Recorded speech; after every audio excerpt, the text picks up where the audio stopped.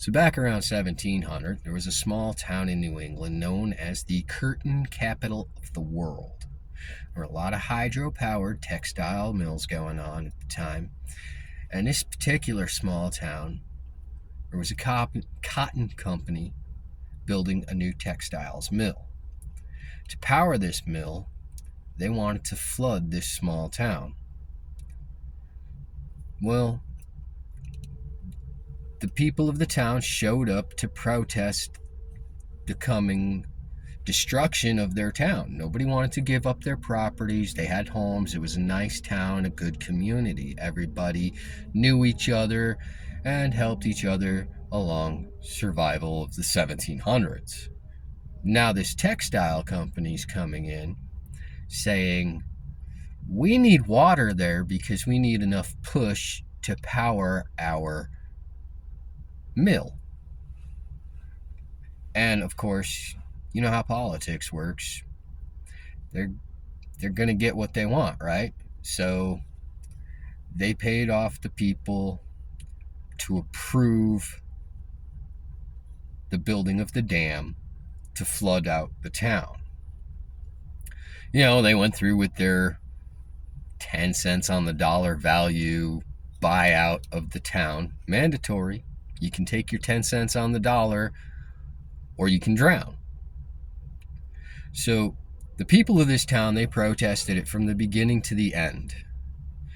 And when it finally came down to the final days of the flooding of this town, about water up to the ankles, we find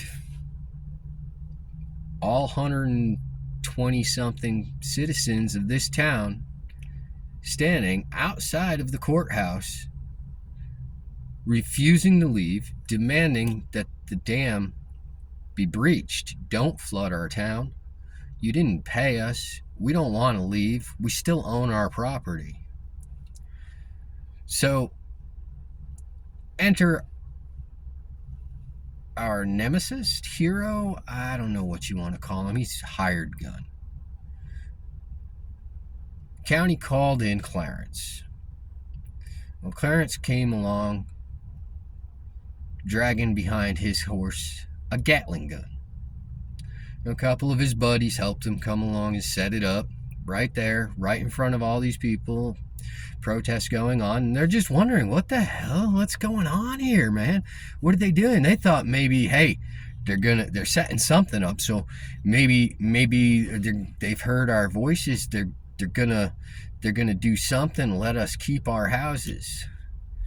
So they had a big cover over this Gatling gun, and everybody gathered closer, and the governor came along and he started giving a speech, and it was really sounding like he was going to work with these people. He's saying, look, we know how you feel. We understand that this is your property. These are your homes. You don't want to leave this.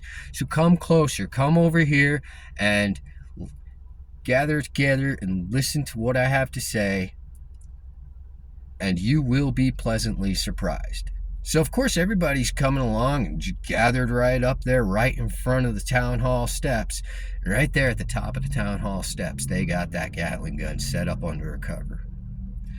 And it kind of looked like it was going to be a statue or commemorative thing, something to prove, you know, something to say, hey, we stood our ground, we fought the fight, we won. So right about the middle of the governor's long, drawn-out speech, he starts referencing, this is the solution to our problems, and he's pointing at this covered Gatling gun. And the people, they start cheering for him. They're like, yeah, you brought us a solution, hell yeah, we can't wait. And he finishes up his speech, and the people cheer, and he walks away. And Clarence stands behind that Gatling gun. One of his crew pulled the cover off, and he just opened fire. He mowed down that entire town. Everybody that showed up to protest the dam was mowed down by that Gatling gun that day. And for the next 12 hours, Clarence and his crew gathered rocks and piled rocks over each of the bodies of all of those citizens. And now when you go out to that pond and you're swimming and you come across a rock pile, this is pretty common when you're out there swimming in that pond. You know, it's been the same way for years, for decades, a couple of centuries now. You go out swimming in that pond and you swim way the hell out there and climb up on a pile of rocks. You dive sweeper deep and you find a pile of rocks. Well, don't move those rocks, because them people are resting. They never had to leave their homes.